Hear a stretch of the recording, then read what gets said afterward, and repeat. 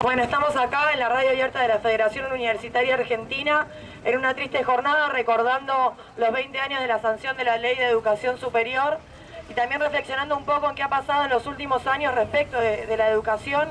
Hace 12 años que gobierna el kirchnerismo en la nación y que ha demostrado que no es una prioridad en su agenda la educación superior.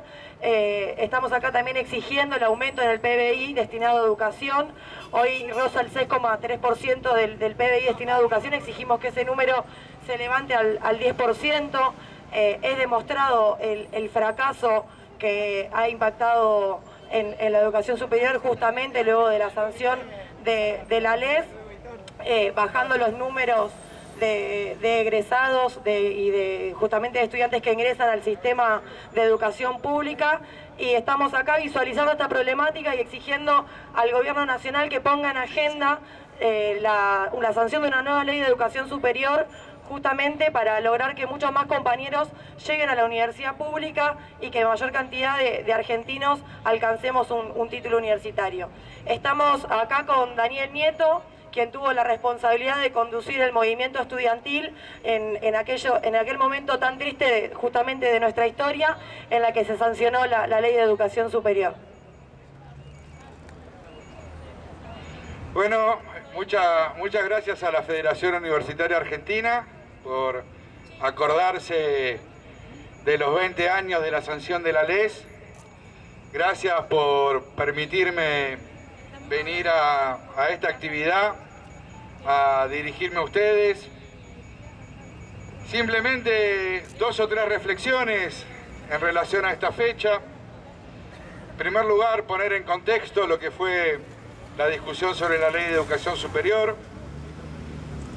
Una ley que se sancionó en el año 95, pleno menemismo. La LES se sanciona tan solo algunos meses después de la reelección de Carlos Saúl Menem como presidente de la Argentina. Era un país que se estaba volviendo crecientemente injusto, en el cual se habían destruido millones de puestos de trabajo, la tasa de desocupación había alcanzado casi el 20% de la población económicamente activa, se estaba privatizando los principales activos del Estado Nacional, se abandonaba la educación pública, la salud pública, se organizaban fuertes represiones a las organizaciones sindicales que resistían al neoliberalismo. Por ejemplo, en la provincia de Tierra del Fuego es asesinado en el año 94 el obrero metalúrgico Víctor Choque, justamente en el marco de las protestas contra la desaparición de la industria en esa provincia.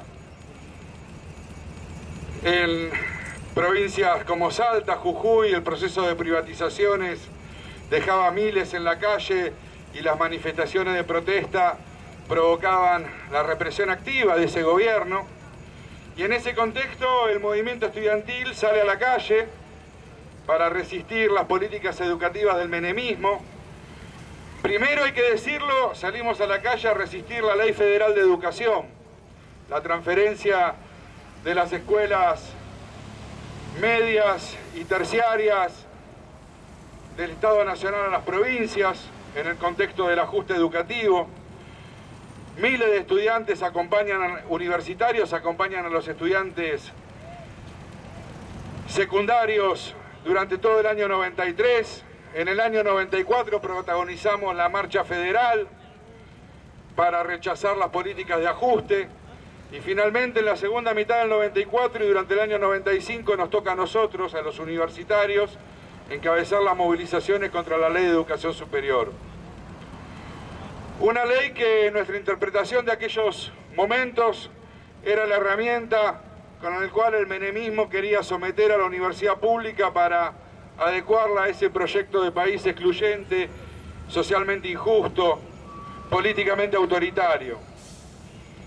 Y fue un largo recorrido desde las primeras versiones de ese anteproyecto de ley, que contemplaban lisa y llanamente el arancelamiento de los estudios de grado, le quitaban a la universidad pública la potestad de otorgar títulos habilitantes y los estudiantes universitarios iban a tener que rendir un examen de egreso frente a organismos estatales y profesionales para poder ejercer su profesión, que pretendía limitar severamente la participación de los estudiantes en los cogobiernos de las universidades públicas y que en definitiva pretendía clausurar definitivamente la universidad reformista, la universidad democrática, esa que se había empezado a reconstruir con la democracia reconquistada en el año 83. Y fueron literalmente cientos de miles de estudiantes que en todo el país se manifestaron para rechazar esa ley. Manifestaciones en el norte y el sur de la Argentina, en la cordillera, en el Gran Buenos Aires, y que paulatinamente fueron confluyendo sobre la capital federal, movilizados desde acá, desde el Congreso de la Nación hacia la Plaza de Mayo, para repudiar ese proyecto de ley. Estuvimos cerca de lograr que no se sancionara. Recuerdo que la sanción en la Cámara de Diputados ocurrió casi llegando a las 11 de la noche, cuando finalmente es el bloque de Aldo Rico, diputado por el Modín, el que le da el número final para que tengan quórum y puedan sancionar ese proyecto de ley. También hay que reconocer que la Ley de Educación Superior que finalmente se termina sancionando no fue el primer proyecto que el gobierno presentó. Fueron retrocediendo muchos de los aspectos más sensibles para el movimiento estudiantil y finalmente sí sancionan una ley con la cual pretendían modificar correlaciones de fuerza, modificar el funcionamiento de las universidades e ir hacia una universidad más privatista. Pero también hay que decir que esa lucha no fue en vano, porque la concientización que logramos en aquellos años y el proceso político que se empieza a abrir a partir de las movilizaciones estudiantiles que finalmente van a determinar la derrota del menemismo primero y del neoliberalismo después. Mucha de la gimnasia política de resistencia de los movimientos sociales comenzó a formarse con las luchas del movimiento estudiantil de la década del 90.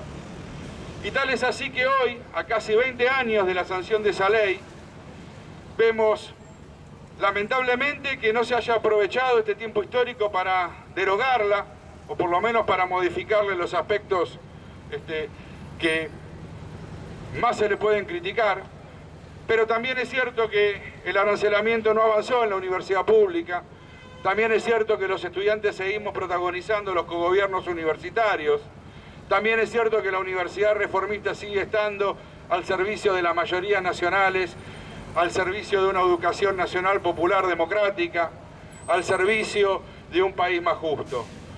Por lo tanto, en esta jornada y como conclusión, creo que vale la pena repetir, como dice el manifiesto liminar, que los dolores que quedan son las libertades que faltan y que este movimiento estudiantil sigue activo, sigue protagonizando la historia argentina y que más temprano que tarde esta ley nefasta va a ser derogada por la lucha popular.